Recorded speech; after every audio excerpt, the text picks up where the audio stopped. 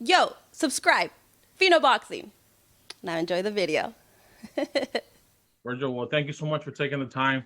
Regal here with Pheno Boxing. I know it's an exciting event coming up for you, March 20th, against a tough opponent, Maurice Hooker.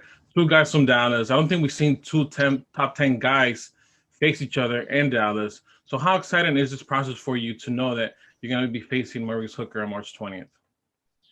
First of all, that fight in itself, it's very exciting to me. I had asked for it back when I was a 140 pounder, and I'm very excited to be a part of this fight. I think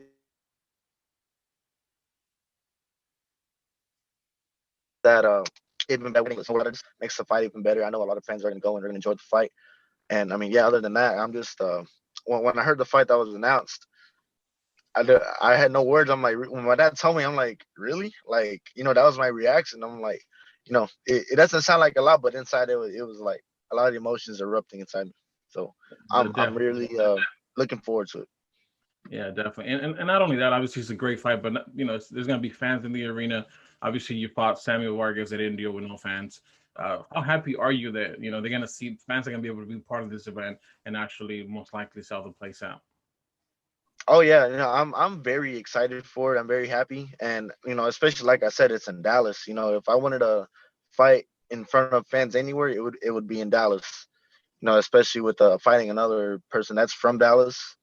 It's gonna be a good fight. There's gonna be a lot of fans. It's gonna be I was looking back when I fought Samuel Vargas. It was a good fight. I enjoyed hearing all the punches and after I fought, watching it again. But then I was watching my old fights, like when I fought Mauricio Herrera. I missed the energy, I missed the excitement when punches would land. So I'm very excited to return to that. Definitely. I mean, I remember that moment itself when when you knocked out a former champion in Mauricio Herrera at the Canelo Jacobs card. The fans, the arena erupted. Obviously, a devastating knockout. So definitely, hopefully they're able to see that on March 20th. But what does that say about Maurice Hooker? Former world champion who's taking on Vergil Ortiz, one of the most avoided guys at 147.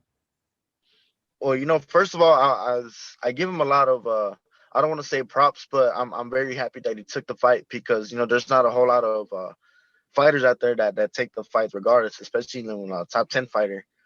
I'm very grateful and thankful, and I'm gonna make the most out of it. He's a tough fighter, former world champion, been in there with the best, and yeah, like I said, he didn't he went into 147 and decided to take a hard fight, not an easy one. Definitely, you gotta give him props on that, and obviously, your level of competition has gone up. You knocked out Mauricio Herrera, Antonio Rosco, Brad Tolivan, Roberto Ortiz, Sammy Vargas. But do you feel that Maurice Hooker is the toughest guy that you have faced, at least on paper, knowing that his only defeat has been against Jose Ramirez? Definitely, yeah. Jose Ramirez is a unified world champion right now. I train with him. I see how hard he works, and it's with that being his only loss. He's definitely the real deal, and we're not taking this fight lightly at all. Yeah, it's definitely gonna be an exciting night on March 20th.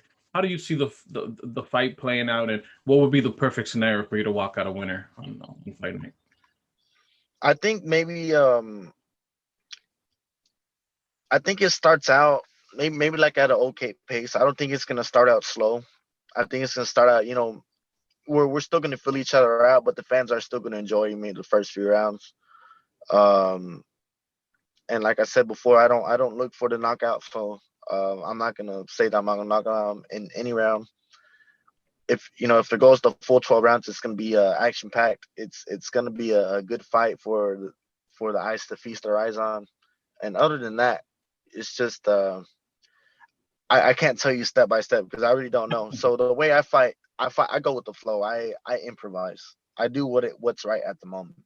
Definitely, you let the fight come to you in a sense, and obviously adjust if you have to. Yeah. Obviously, I'm sure you heard the news. Manny Pacquiao, is now champion in recess. Jordani Suga got elevated as super champion. There is that vacated WBA strap. Is there any possibility that that will be in play for March 20th? I don't know anything as of yet, but if they do add that, then that would be awesome.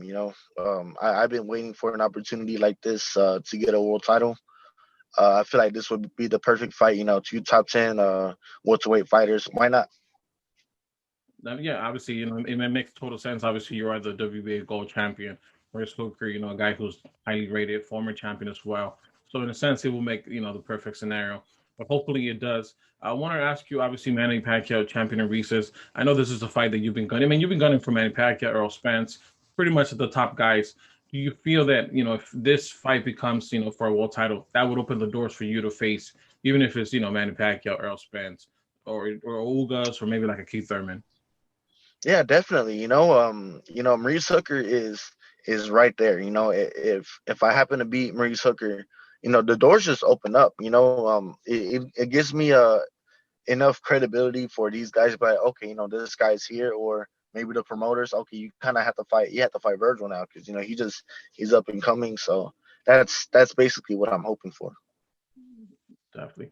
We recently spoke with Oscar De La Hoya. Obviously, he speaks great things of you. He says you are the most avoided guy at 147 pounds. Obviously, that's a feather in your cap. But is it also frustrating to know that, man, you're just so good that sometimes the competition doesn't want to step up and obviously give you an opportunity to face them? It's I don't want to say frustrating, but it's how do I say this? Because if they fight me now or later, I feel like they're screwed either way because I feel like I can beat them now. But if they wait till later, when I'm faster, I'm stronger, I'm smarter, then I have a better chance of beating them later. So it's really up to them, when they want to take the fight. I'll be here. I'm waiting. Definitely. I mean, just 22 years old. Obviously, you have the whole, your whole future ahead of you. But obviously, you have moved by leaps and bounds since joining Golden Boy. What does it mean to have, what does it mean not only now to have, Oscar, Golden Boy, Eric, but to have now also Rick Merriman, who's, your manager as well. Do you see yourself obviously becoming that superstar at 147, and obviously perhaps moving up to 154 at some point and becoming the man at those two divisions? Yeah, definitely. I it feels great to have the full confidence of Golden Boy and my manager behind me. My manager has done a great job, and I do feel like I have what it takes to become a superstar at this division or any division because I'm willing to take the hard fights. That's what I want. I don't want to win a world title and feel like I didn't earn it. I want to earn it. I want the hard fights, and that's What what does the that say fans like. about what does that say about yourself and obviously the rest of the new generation that they don't want to wait too long. They just want to go ahead and obviously get those big fights, give the fans what they want. Obviously, you want to give those big fights and obviously for the fight fans and for your legacy as well. What does that say about you?